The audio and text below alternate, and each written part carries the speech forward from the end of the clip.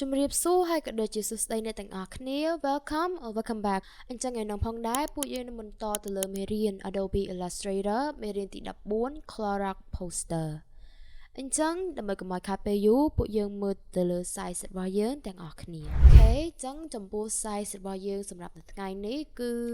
1776ឬក៏1776 px គុណនឹង900 pxអូខេអញ្ចឹងយើងធ្វើការបើកកម្មវិធី Adobe Illustrator ដើម្បីធ្វើការអនុវត្តនៅមេរៀននេះទាំងអស់គ្នាអូខេអញ្ចឹងនៅពេលដែលយើងធ្វើការបើកនៅកម្មវិធី Adobe Illustrator រួចមកហើយអ្នកទាំងអស់គ្នាចុច Create New បន្តមកទៀតអ្នកទាំងអស់គ្នាចុចទៅលើ Panel Print រួចហើយអ្នកទាំងអស់គ្នាក៏ធ្វើការបដូរពីខ្នាត point ទៅជា pixel ហើយយើងអាចធ្វើការ rename អូខេយើងដាក់ថា Clorox Poster ហើយយើងធ្វើការ edit width របស់យើង1776ហើយ900 px ចំពោះកម្ពស់បន្ទាប់មកយើងធ្វើការចុច create ហើយអ្នកទាំងអស់គ្នាអញ្ចឹងនៅពេលដែលយើងធ្វើការទទួលបាននៅផ្ទាំង artwork របស់យើងមួយនេះដំបូងយើងក៏ធ្វើការចុចទៅលើ file រួចហើយអ្នកទាំងអស់គ្នាចុច save as ដើម្បី save វាជា file ដើម្បីធ្វើការ prevent នៅក្នុងការ crash កម្មវិធីអញ្ចឹងទៅបើសិនជាវាមានការ crash ឬក៏អីចឹងទៅយើង able ក្នុងការ save វាហើយក៏យើងអាចលក្ខណៈថា waste time ហើយបាត់បង់នៅផ្ទាំងការងារដែលយើងបាន working on ដែរអូខេអញ្ចឹងនៅពេលដែលយើងទទួលបាននៅផ្ទាំង poster មួយនេះរួចមកហើយអ្នកទាំងអស់គ្នាធ្វើការប្រើប្រាស់នៅ rectangle tool មួយនេះដើម្បីបង្កើត shape ហើយយើងធ្វើការដាក់វាពណ៌សហើយបន្តមកទៀតអ្នកទាំងអស់គ្នាក៏ធ្វើការបង្កើតឬក៏គូ shape មួយទៀតហើយដាក់វានៅចំពាក់កណ្ដាលបែបនេះអញ្ចឹងចំពោះ shape មួយនេះយើងធ្វើការប្រើប្រាស់ជា gradient អូខេអញ្ចឹងដើម្បីយើងធ្វើការចាក់ពណ៌ gradient ឲ្យបានត្រឹមត្រូវអ្នកទាំងអស់គ្នាអាចធ្វើការទាញយកនៅរូប logo របស់យើងដើម្បីធ្វើការចម្លងពណ៌អូខេអញ្ចឹងនេះគឺជា logo នៃ Clorox ហើយអាចធ្វើការដាក់ឬក៏ដាក់ enter point នៅលើ gradient របស់យើងបានអញ្ចឹងអ្នកទាំងអស់គ្នាអាចធ្វើការ copy ពណ៌អូខេអញ្ចឹងនៅពេលដែលយើងធ្វើការសេរីនៅពណ៌ gradient របស់យើងរួចមកហើយអ្នកទាំងអស់គ្នាក៏អាចធ្វើការ select នៅ type gradient របស់យើងចំពោះនេះគឺជា linear ហើយនេះគឺជា radial ហើយក៏នេះ free form អញ្ចឹងយើងធ្វើការសាកនៅ radial gradient ជាមុនសិនបន្ទាប់មកអ្នកទាំងអស់គ្នាក៏ធ្វើការ select ទៅលើ gradient tool មួយនេះបន្ទាប់មកអ្នកទាំងអស់គ្នាក៏ធ្វើការចាក់វាហើយយើងក៏អាចធ្វើការសេរីវាឲ្យវា gradient ចង់ចំណុចណាក៏បានដែរអូខេ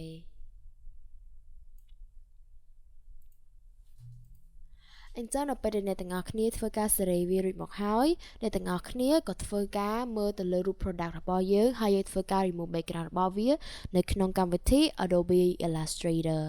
អញ្ចឹងសម្រាប់យើងនាងខ្ញុំគឺថាបានធ្វើការបង្ហាញវា in depth ជាច្រើនលើករួចមកហើយអញ្ចឹងបើអ្នកទាំងអស់គ្នាចង់ដឹងឲ្យពីការ remove background ដែលប្រើប្រាស់ pen tool នៅក្នុងកម្មវិធី Adobe Illustrator អ្នកទាំងអស់គ្នាក៏អាចធ្វើការ check មើលទៅលើវីដេអូចាស់ៗរបស់ពួកយើងបានផងដែរអូខេអញ្ចឹងបើអ្នកទាំងអស់គ្នាធ្វើការ edit វារួចមកហើយអ្នកទាំងអស់គ្នាគ្រាន់តែទាញ file PSD ហ្នឹងចូលមកលើ artboard របស់យើងអូខេចឹងយើងធ្វើការដាក់វាបែបនេះបន្ទាប់មកអ្នកទាំងអស់គ្នាក៏ធ្វើការ copy and paste វារួចហើយយើងធ្វើការ align វាចឹងយើងធ្វើការ right click bring to front អូខេចឹងយើងអាចធ្វើការសេរីវាឲ្យវារាងទូចជាងនេះហើយធ្វើការរៀប product អូខេ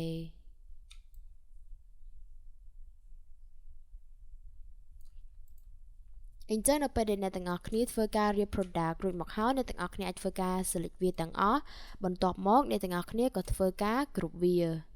អូខេអញ្ចឹងយើងធ្វើការ select វារួចហើយ Control G ដើម្បីគ្រប់អូខេបន្ទាប់មកយើងធ្វើការទាញវាដាក់មកលើ artwork របស់យើងអូខេបន្ទាប់មកអ្នកទាំងអស់គ្នាក៏ធ្វើការទាញរួចមកអ្នកទាំងអស់គ្នាធ្វើការដាក់បញ្ចូល logo របស់យើង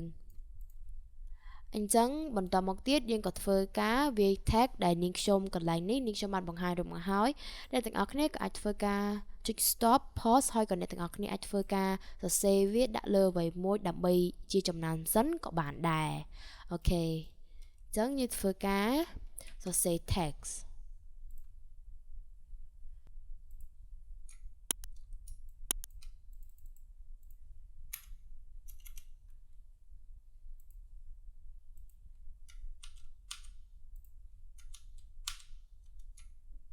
អូខេអញ្ចឹងនៅពេលដែលយើងធ្វើការសរសេរ text របស់យើងរួចមកហើយយើងធ្វើការបដូរពណ៌របស់វាយើងធ្វើការបដូរ fill color យើងដាក់ពណ៌សអូខេបន្តមកយើងធ្វើការសេរីវាដាក់មកលើផ្ទាំង artwork របស់យើងអូខេយើងធ្វើការអនុវត្តដូចគ្នាសម្រាប់ text ផ្សេងទៀត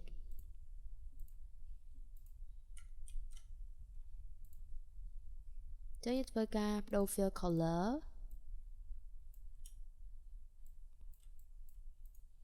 ហើយអាចក៏ធ្វើការ copy size របស់យើងនេះដើម្បីឲ្យទាំងពីរហ្នឹងវាមើលទៅស្មើគ្នាល្អអូខេបន្តមកយើងធ្វើការ select វាដើម្បីធ្វើការ align ចឹងយើងធ្វើការប្រើប្រាស់ horizontal align center ចឹងយើងធ្វើការវាត្រង់ស្អាតអូខេ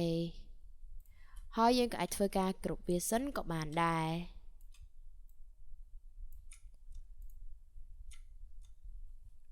អញ្ចឹងបន្តមកទៀតយើងក៏ធ្វើការ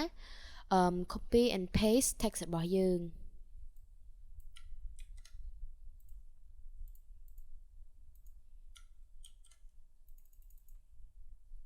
ចឹងយើងធ្វើការបដូរពណ៌អូខេចឹងអ្នកទាំងអស់គ្នាសម្រាប់ fill color កន្លែងនេះយើងធ្វើការប្រើប្រាស់នៅ eyedropper tool មួយនេះដើម្បី clone ពណ៌របស់យើងអូខេអញ្ចឹងអ្នកទាំងអស់គ្នាឆ្ងល់លេថៃបានសម្រាប់ text របស់យើងនៅខាងលើដែលមានផ្ទៃ background ពណ៌ខៀវមួយនេះយើងធ្វើការប្រើប្រាស់ fill color ពណ៌សចំណែកឯខាងក្រោមនេះយើងធ្វើការប្រើប្រាស់ពណ៌ខៀវអញ្ចឹងជាដំបូងអ្នកទាំងអស់គ្នាក៏ធ្វើការសាកសម្រាលសម័យបើសិនបើកន្លែងនេះគឺជា background ពណ៌សហើយអ្នកទាំងអស់គ្នាធ្វើការដាក់អក្សរពណ៌សហើយខាងលើក៏ពណ៌សឬក៏អ្នកទាំងអស់គ្នាគិតថាខាងលើដាក់ពណ៌ខៀវអញ្ចឹងទៅវាអត់លើច្បាស់ទេទោះបីបើយើងធ្វើការប្រើប្រាស់ stroke ឬក៏អីក៏ដោយអញ្ចឹងសម្រាប់កន្លែងនេះដូចជា trick របស់យើងក្នុងការgraphic design ចឹងនេះគឺជាមូលដ្ឋានមួយដែលអ្នកទាំងអស់គ្នាត្រូវតែដឹងព្រោះថាយើងអត់អាចដាក់ពណ៌ឬក៏យើងអាច set វាឬក៏អនុវត្តវាតាមតែយើងចង់ឬក៏តាមចិត្តយើងចង់ធ្វើវាបែបណាយើងត្រូវដឹងពីមូលដ្ឋានគ្រឹះរបស់វាជាមុនសិនហើយនេះគឺជា like few example ដែលនាងខ្ញុំបានធ្វើការ raise it up នៅក្នុងវីដេអូមួយនេះអូខេចឹងយើងធ្វើការបន្តទៅលើការងាររបស់យើងហើយយើងអាចសេរីវាហើយអ្នកទាំងអស់គ្នាក៏អាចធ្វើការគ្រប់វាជាមុនសិនក៏បានដែរហើយយើងអាចធ្វើការ align វា text ខាងលើនិងខាងក្រោមអូខេ